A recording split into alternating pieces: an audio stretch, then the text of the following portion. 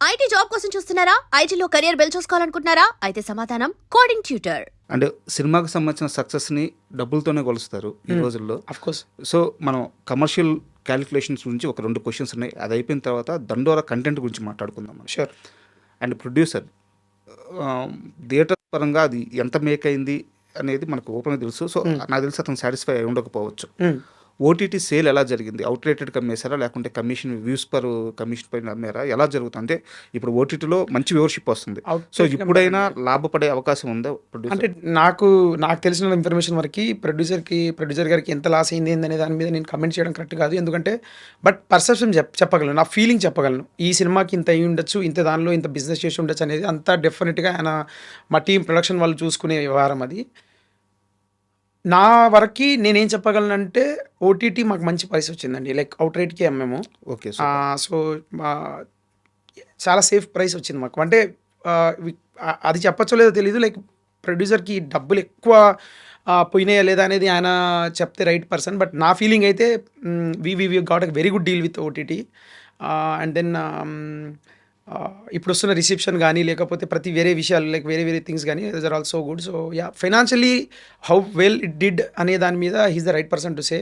But I think we got a good OTT deal. And also మేము shooting కూడా చాలా limited డేస్లో అంటే ఒక పాజిటివ్ కన్సర్న్తో అడిగాను. ఎందుకంటే ఒక గొప్ప సినిమా చేసినప్పుడు ఖచ్చితంగా కమర్షియల్గా కూడా లాభపాడు ఉండాలి, జరిగితే మేలు అని తెలుసుకోవడానికి అడిగాను. 100%. అంటే ఇక్కడ నాకు చిన్న డౌట్. ఇప్పుడు ఓటీటీ సేల్ అయ్యేటప్పుడు చాలామంది మేకర్స్ చాలా ప్రశ్నలు రేజ్ చేస్తూ ఉంటారు. మేము ఓటీటీకి వెళ్ళినప్పుడు ప్యాడింగ్ కరెక్ట్గా లేదు, స్టార్స్ కరెక్ట్గా లేదు, లేకుంటే కమర్షియల్ పాయింట్స్ లేవు, ఇలా చెప్పి మా రేట్స్ తగ్గించేస్తారు, లేకుంటే కొనరు, ఇలా చెప్తా ఉంటారనమాట. సో మీకు ఫస్ట్ సినిమాకి ఓటీటీ దగ్గర నుంచి ఎలాంటి ఎక్స్పీరియన్స్ ఫేస్ చేశారు? నేను బేసిక్గా ఎక్కువ ఇన్వాల్వ్ అవ్వలేదండి. నాకు మా producer he took care of everything. Okay. So ఓటీటీకి సంబంధించి ఏం జరిగింది, కాన్వర్జేషన్ ఏంటనేది నాకు తెలీదు. కానీ ఆయన నాకు అప్పుడప్పుడు మెసేజ్లు పెట్టేవాడు, చూపించేవాడు.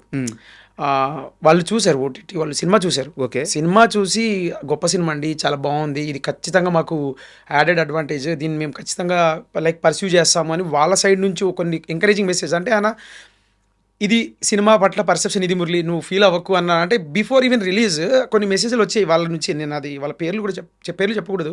బట్ ఆ ఓటీటీ తాలూకు ఎవరైతే డీల్ చేస్తున్నారో ఆ పర్సన్స్ మాకు మెసేజ్లు పెట్టినప్పుడు ఆ మెసేజ్ అయినా నాకు స్క్రీన్ షాట్ తీసి పంపించేవాడు, చూసేవాడు, చూపించి మన సినిమా మీద ఉన్న గౌరవం ఇది చూడు, వాళ్ళ సినిమా చూశాక 100% ఈ సినిమాని మా ప్లాట్ఫామ్ మీద ఉంటే బాగుంటుంది అనే దాని మీద ఒక మంచి కాంపిటేటివ్గా జరిగింది ఒక 2-3 ఓటీటీల మధ్యలో. And that's what it is. Like అంటే ఇప్పుడు ప్యాడింగ్ ఉంది లేదు అనే ఆ కాన్వర్జేషన్ మా ప్రొడ్యూసర్తో జరుగుంటుంది, నాకు తెలియదు అది. నా వరకు వచ్చేసరికి అయితే వాళ్ళు నాకు పర్సనల్గా తర్వాత మెసేజ్ చేయడం ఏంటంటే బ్యూటిఫుల్ మూవీ సార్, లైక్ అంటే beyond movie content we couldn't think of anything else, అది అంత ఇమర్సివ్గా ఉండింది.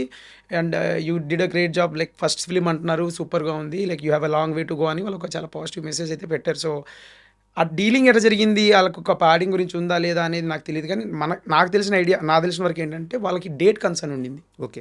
So while cracking the deal వాళ్ళకి మేజర్ కన్సర్న్ ఏంటి అంటే వాళ్ళకి స్లేట్ ఉంటుంది సార్, రిలీజ్ స్లేట్ ఉంటుంది. లైక్ ఈ మంత్లో ఇన్ని సినిమాలు రిలీజ్ చేయాలి, ఈ మంత్లో ఇన్ని సినిమాలు రిలీజ్ చేయాలి. ఆ వ్యూవర్షిప్ని కానీ లేకపోతే ఆ పర్టికులర్ ఏది ఆ మెట్రిక్ని వాళ్ళ మాడ్యూల్ వాళ్ళకు ఉంటుంది. సో ఆ స్పేస్లో మా సినిమాని ప్లేస్ చేయడానికి ట్రై చేసినప్పుడు మాకేంటంటే మాకు వచ్చిన టార్గెట్ ఏంటంటే dead line release date. Okay. So పలానా డేట్ 12th రిలీజ్ చేస్తే పలానా ఇది ఈ పర్టికులర్ మాకు ఇక్కడ ఉంది స్పేస్, ఇప్పుడు మీరు 12th రిలీజ్ చేస్తే మేము ఇక్కడ దీన్ని జాన్లో ఇక్కడ ప్లేస్ చేసుకోవచ్చు. ఓకే. ఆ కన్స్ట్రెంట్లో నుంచి మాకు వచ్చిన టార్గెట్ ఏంటంటే 25th సినిమా రిలీజ్ చేస్తే మాకు బెటర్గా ఉంటుంది అన్న దాంట్లో నుంచి. And the prices they were trying to give us was reasonably good అన్న ఫీలింగ్ నాకు మా ప్రొడ్యూసర్ గారు చెప్పినప్పుడు okay let's go for that అన్నట్టుగా. అదొక్కటి మాత్రం నాకు తెలుసు, మిగతాది అది తెలియదు ఏం జరిగింది. నందు మీద మీకు ఏమైనా కంప్లైంట్స్ ఉన్నాయా? కంప్లైంట్స్ అని లేవండి.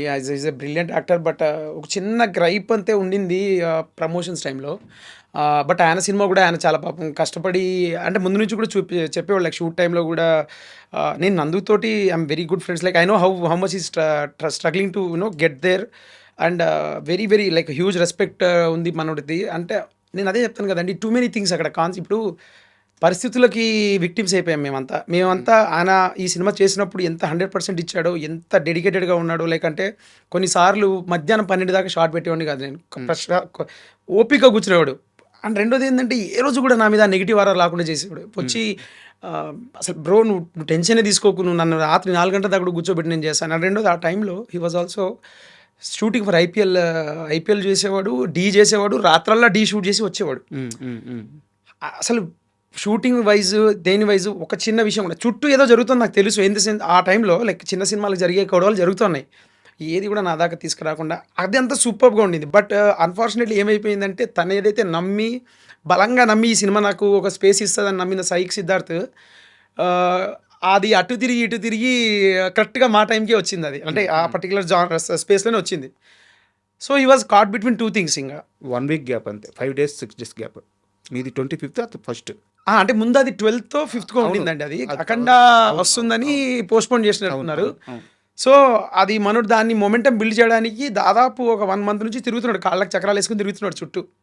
ప్రమోషన్స్ చేశారు. అదే అంటే తను బేసిక్గా హీ ఫెల్ట్ దట్ ఈ సినిమా సైక్ సిద్ధార్థ్ అనే సినిమా తనకు బాగా ఎక్కువ మైలేజ్ ఇస్తుంది అన్నట్టు అనుకున్నారు. And he believed in it.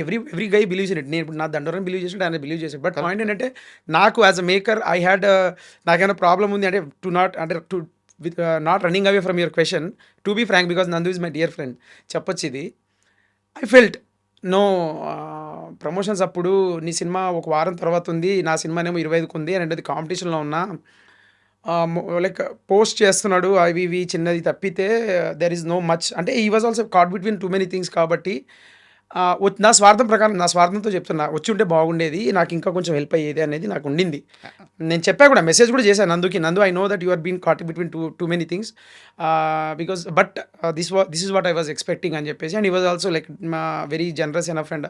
So ఆ గుడ్ థింగ్ ఉండింది. కానీ you could have come for promotions అనేది అయితే నాకు బాగా ఉంది. యాక్చువల్గా సైక్ సిద్ధార్థ్ సినిమా ప్రమోషన్ అప్పుడు నేను నందుని ఇంటర్వ్యూ చేశాను, ఈ సినిమా చూశాను, ఆ సినిమా కూడా చూశాను. యాక్చువల్గా నందు దీని మీద కానీ ఫోకస్ పెట్టుంటే, ఎందుకంటే అద్భుతమైన క్యారెక్టర్, వాట్ ఏ క్యారెక్టర్. అంటే సినిమా కథలో ఎక్కడా తను కూర్చోడు, తన చుట్టూ పరిస్థితులు మారుతూ ఉంటాయి. కరెక్ట్. ఒక తండ్రి సైడ్ నుంచి చూడాలి, ఒక చెల్లి సైడ్ నుంచి చూడాలి, తప్పు చేయకుండా సమాజాన్ని ఎదుర్కోవాల్సి వస్తుంది. కరెక్ట్. తను తప్పు చేయడు. ఒక భార్య సైడ్ నుంచి ఒక లవరు. సో కథ ఎక్కడ తన చుట్టూ తిరగదు, బట్ కథలో అన్ని భావోద్వేగాల్ని మోసేది ఇతనే. కరెక్ట్. సో అద్భుతమైన క్యారెక్టర్. బట్ మనోడు తన సొంత సినిమా, తను నమ్మిన సినిమా, సో క్రియేటివ్ ఫీల్డ్లో తప్పదు, చాయిస్ అండి, అంతే చాయిస్. బట్ ఈ క్యారెక్టర్ని కానీ ఇంకాస్త ప్రమోట్ చేసుకొని ఉంటే నందు కెరీర్కి ఇంకా బాగా హెల్ప్ అయ్యేది.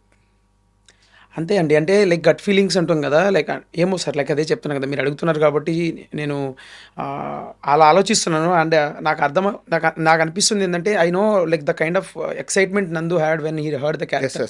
అసలు నాకు బాగా గుర్తుంది, లైక్ ఈ మెసేజ్ చేశాడు, లైక్ నరేషన్ ఇచ్చిన తర్వాత కరెక్ట్గా సరే ఇది క్యారెక్టర్ నందు అది అని చెప్పిన తర్వాత బయటికి ఆఫీస్ నుంచి బయటికి వెళ్ళి ఒక 30-40 minutesలోనో ఏమో నాకు మెసేజ్ వచ్చింది, పెద్ద మెసేజ్ వచ్చింది. Bro like so glad, so happy, అసలు నాకు నా కోసం నువ్వు ఇది ఆలోచించినందుకు, అండ్ ఐఎమ్ వెరీ మచ్ ఇది నువ్వు 100% మనం కలిసేద్దాం అంటే ఎక్సైట్మెంట్ పీక్స్ ఉండింది. He understood the potential of the actor ఆ పర్టికులర్ రోల్ కూడా. అండ్ అట్లే చేసాం కూడా మేము షూట్ చేసినప్పుడు కానీ ఎప్పుడు కానీ 1% డీవియేషన్ కూడా లేదు మాకు. దీన్ని ప్రమోట్ చేయాల్సి, దీన్ని తీసుకోవాల్సిందా, దాన్ని తీసుకోవాల్సిందా అనేది it's a choice we take. And we feel somewhere like, అంటే అందరికీ ఉంటుంది కదండి ఒక కమర్షియల్ సక్సెస్.